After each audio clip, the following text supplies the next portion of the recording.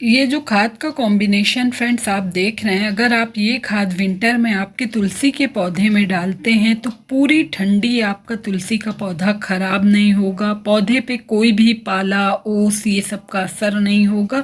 ये क्या खाद है, कैसे देना है, सब कुछ इस वीडियो में। तो चलिए वीडियो को स्टार्ट करते हैं। Hey guys, this is Shagufta and you are watching my new garden. देखिए फ्रेंड्स, विंटर का टाइम आते ही आपका जो तुलसी का पौधा है वो डोरमेंसी में जाने लगता है। दिसंबर और जनवरी का ये जो महीना होता है, ये तुलसी प्लांट का डोरमेंसी पीरियड होता है।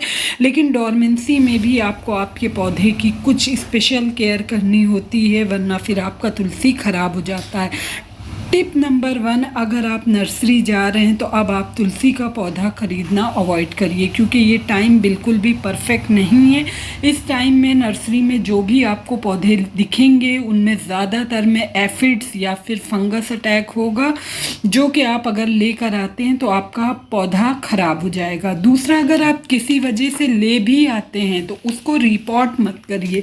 जिस भी पॉली बैग में लगा हुआ प्लांट है, आप बस उसको वैसे ही लगा छोड़ दें और फेब स्टार्ट होते ही तब आप आपके पौधे की रिपोर्टिंग कर दीजिएगा।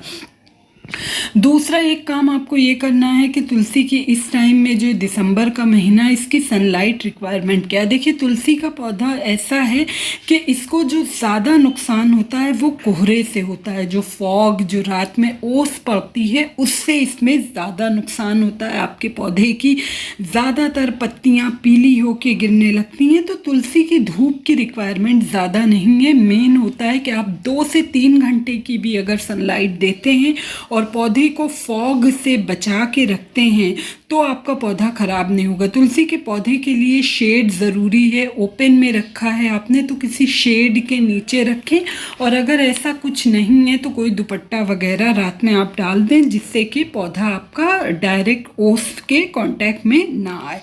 दूसरा काम आपको क्या नहीं करना, इस टाइम पौधा अगर आपका रूट बाउंड हो गया, मतलब कुछ टाइम जब पौधा उसी गमले में लगा रहता है तो उसमें जड़ भर जाती है, तो रूट की प्रूनिंग वगैरह आपको नहीं करना। प्लांट को एक गमले से निकाल के दूसरे गमले में शिफ्ट नहीं करना।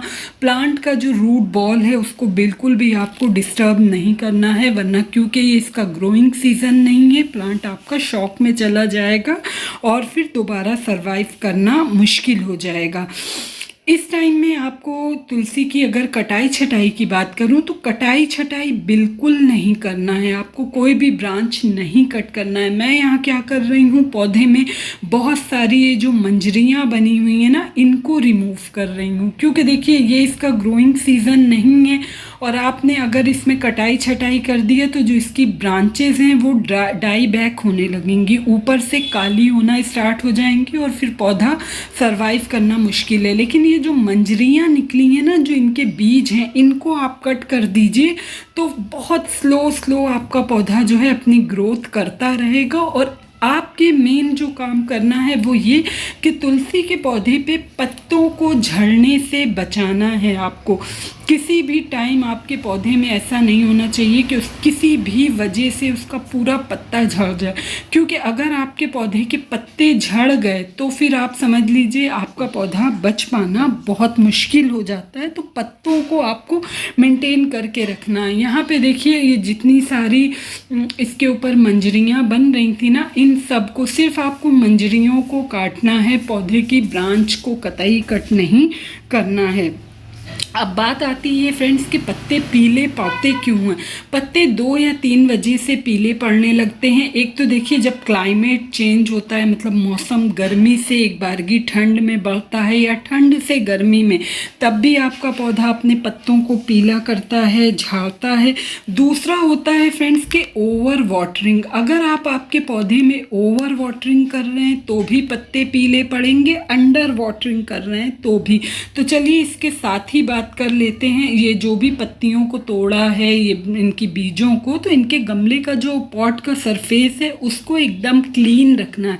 उसमें किसी भी तरह की कोई पत्ती वगैरह नहीं पड़ी रहना, क्योंकि अगर पत्ती इसके पॉट में पड़ी रहेगी और आप जब वाटरिंग करेंगे तो पानी पड़ते के साथ वो जो पत्तियां पड़ी हैं वो सड़ना स्टार्ट कर देंगी, गलना शुरू कर देंगी, जो कि फिर पौधे की फंगस लग जाता है। और अगर एक बार फंगस रूट्स तक पहुंच गया तो फिर वो पूरे पौधे में ईज़िली फैल जाता है।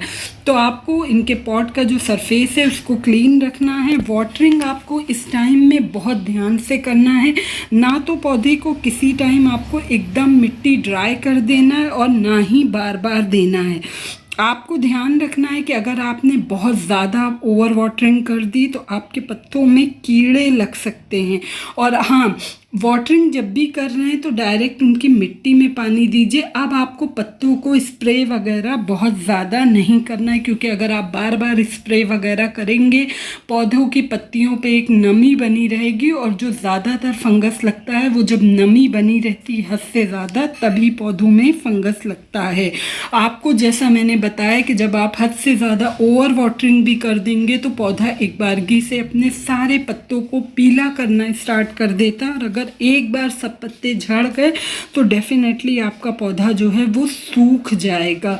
तो इस चीज़ का ख्याल रखें। 10 दिन में एक बार पौधे की गुड़ाई ज़रूर कर दें। गुड़ाई आप अगर नया पौधा है तो बहुत डीपली गुड़ाई ना करें कि उससे उनकी बहुत ज़्यादा जड़ें डिस्टर्ब हों, और अगर आपका पुराना साल भर के ऊपर का लगा हुआ पौधा है तो आप गुड़ाई कर सकते हैं। अगर आपका पौधा ज़मीन में लगा है तो भी आप गुड़ाई करें ज़मीन में, क्योंकि आप पौधे को इधर उधर शिफ्ट नहीं कर सकते। तो धूप जो भी लग रही है लगने दें, लेकिन रात में किसी कपड़े से पौधे को ढक ज़रूर दें। फर्टिलाइज़र, क्योंकि अब इनका डोरमेंसी पीरियड है तो ज़्यादा खाद नहीं देना, लेकिन फिर भी वंस अ मंथ कुछ आपको 1-2 खाद बताऊंगी जो कि पौधे में ज़रूरी है डालना। आप डालेंगे तो पौधा अंदर से मजबूत रहेगा, तो वो जल्दी ख़राब नहीं होगा। उसके लिए फ्रेंड्स ये देखिए, ये 1 मुट्ठी तक वर्मी कंपोस्ट होगा। खाद इस टाइम में आपको बहुत ज़्यादा नहीं देना, बस इतनी देना है कि पौधा अपने आप को सरवाइव कर सके। जो भी उस पर इंसेक्ट या फंगस वगैरह का अटैक हो तो उससे पौधा अपने आप को प्रोटेक्ट कर सके। 1 मुट्ठी नीम वर्मी कंपोस्ट में 1 चम्मच ही नीम की खली है। नीम की खली बहुत ज़रूरी होती है। नीम की खली में एक तो नाइट्रोजन रिच फर्टिलाइज़र होता है, दूसरा आपका इंसेक्टिसाइड के तौर पे भी वर्क करता है, मिट्टी में कोई कीड़े वगैरह नहीं पनपने देता। तो 1 चम्मच ही नीम की खली वर्मी कंपोस्ट में अच्छे से मिला लें। ध्यान रखिएगा इस टाइम गोबर की गीली खाद आपको बिल्कुल भी यूज़ नहीं करना है, क्योंकि उससे फंगस लग सकता है। दूसरी, ये जो माइक्रो न्यूट्रिएंट की कमी ना होने पाए पौधे में, इसके लिए ये 1 चम्मच आपका सीवीड ग्रैन्यूल्स है, ये आप ज़रूर डाल लें। आपको ये ध्यान रखना है कि तुलसी के पौधे में आपको इस टाइम मस्टर्ड केक का लिक्विड वगैरह नहीं डालना है। अगर आप कुछ लिक्विड डाल रहे हैं तो काउडंग कंपोस्ट टी दे सकते हैं। और उसके बाद देखिए यहाँ पे मैंने क्या ऐड किया, आधा चम्मच ही हल्दी पाउडर है। हल्दी भी आपका एंटीबैक्टीरियल और एंटी फंगल होती है। पौधे में जल्दी किसी किस्म का कोई भी फंगस अटैक होता है तो फैलने नहीं देती। ये सारी खाद मिक्स कर लीजिए, वंस अ मंथ अपने पौधे में फीड करिए, उसका रिज़ल्ट आपको बहुत ही अच्छा मिलेगा। आपका पौधा स्वस्थ बना रहेगा। वर्मी कंपोस्ट जो है ये आपको बार बार नहीं देना है, बस महीने में 1 बार, और 1 मुट्ठी से ज़्यादा नहीं देना है। जब भी ये खाद दे रहे हैं मेक श्योर आपकी मिट्टी सूखी हो। गीली मिट्टी में भी ज़्यादा खाद आपको नहीं देना, और खाद हमेशा मिट्टी की गुड़ाई करने के बाद मिट्टी के नीचे दबा के देते हैं। अगर आपके पास ये सीवीड ग्रैन्यूल्स या वर्मी कंपोस्ट वगैरह नहीं है, घरेलू में आप चाहते हैं, तो आप चाय की पत्ती हर 15 दिन में 1 बार 2 चम्मच, 1 चम्मच हल्दी पाउडर ये दे सकते हैं। लिक्विड के तौर पे आप अपने पौधे में ये जो प्याज अनियन पील्स होते हैं, प्याज के छिलके, उसको ओवरनाइट आप सोक कर दीजिए 1 लीटर पानी में 2-3 प्याज के छिलकों को, और नेक्स्ट डे आप उतना ही पानी उसमें और ऐड करके अपने पौधे में डाल सकते हैं। तो ये होममेड खाद है। अगर ये जो मैंने डाला है ये आपके पास नहीं है तो आप ऑप्शन के तौर पे वो खाद यूज़ कर सकते हैं। खाद देने के बाद पौधों में वाटरिंग बहुत ज़रूरी होती है करना, तो मैंने वाटरिंग कर दिया। इस टाइम तुलसी के पौधों पे एफिड्स का अटैक बहुत होता है।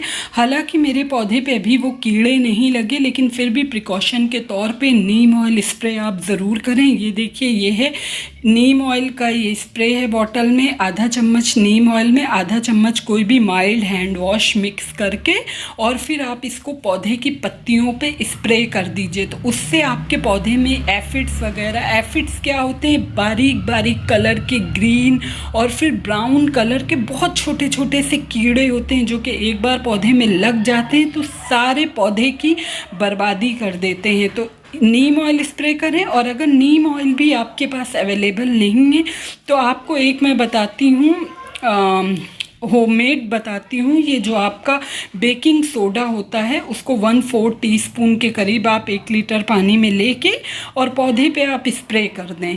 ये ध्यान रखिएगा कि आप जो भी स्प्रे करेंगे शाम होने के बाद नहीं करना है, दिन ही दिन आप स्प्रे कर दीजिए जिससे पौधे में हल्की फुल्की धूप लगे और वो जो भी आपने स्प्रे किया है वो सूख जाए, क्योंकि मिट्टी में मॉइस्चर, पत्तों पे मॉइस्चर बिल्कुल नहीं रखना है आपको। तो बस एक ही छोटी सी इन्फॉर्मेशन थी कि कैसे आप विंटर में अपने तुलसी के पौधे को हरा भरा रख सकते हैं। होप आपको अच्छी लगी होगी और आपके काम की होगी। अगर अच्छी लगी तो प्लीज़ चैनल को सब्सक्राइब करिएगा, वीडियो को लाइक एंड शेयर। मिलती हूँ नेक्स्ट वीडियो में नेक्स्ट टॉपिक के साथ। Till then take care.